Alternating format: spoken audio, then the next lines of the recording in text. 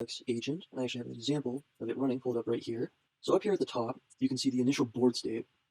Then you can see where the reflex agent is moving as it traverses the board. And from its movements, you can see that it is exploring so that it can reach the gold cell. In this example, it does eventually reach the gold cell. Here, you can see that it attempts to go into this space, but is stopped because there's an obstacle there, so it doesn't actually move in there.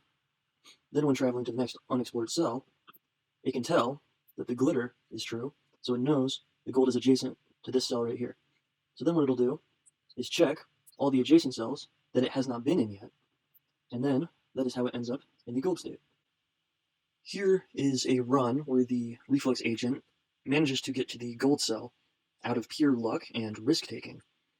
So from the initial spawn state, you can see that there is a Wumpus nearby, which will tell the reflex agent that smell is true. And from the spawn state, if a Wumpus is nearby, the reflex agent has no way of knowing where this Wumpus is, so it has to take a risk in which adjacent cell it moves to.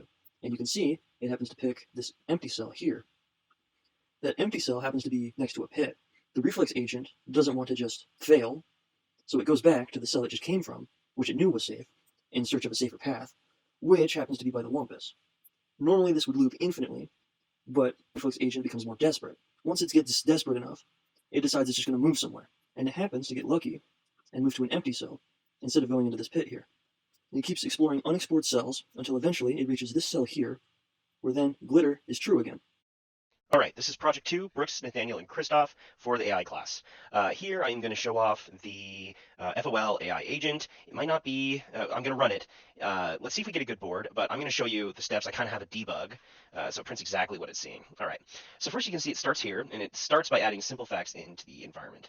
Since it sees nothing around it, it thinks the cell's empty, so it can say safely that there's nothing around it.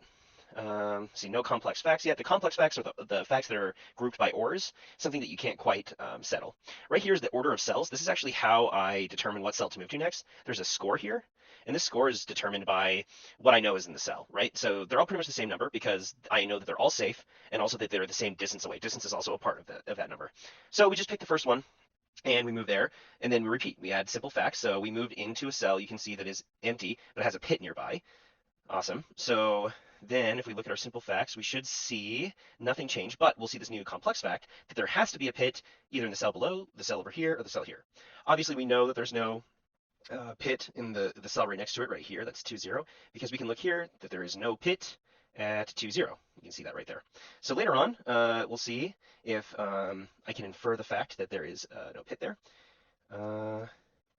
Perfect. Yes. Let's see.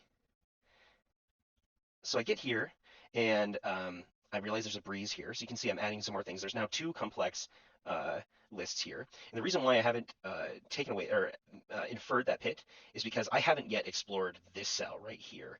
This cell could also have a pit, and this cell could be a pit. So technically, we cannot rule out that cell is a pit. So we'll navigate. Oh yeah, and I forgot to tell you, this will show you what cell I'm moving to. 1, 1. You'll see that we try to move into 1, 1, but it's an obstacle, so it doesn't work, and we stay still. All right.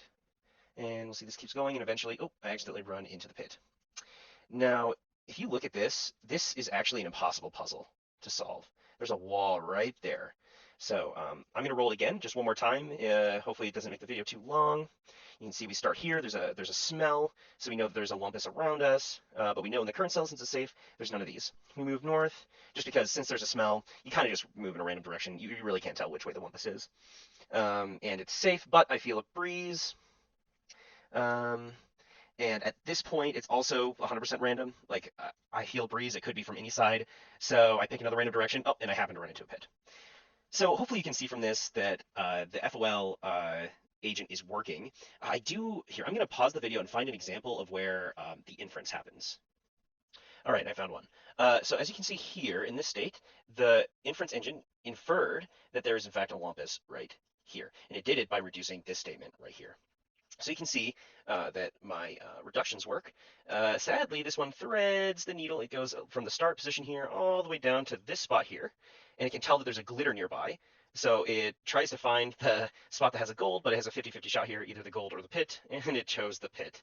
What can you do sometimes? Anyways, yep, that is the FOL agent running.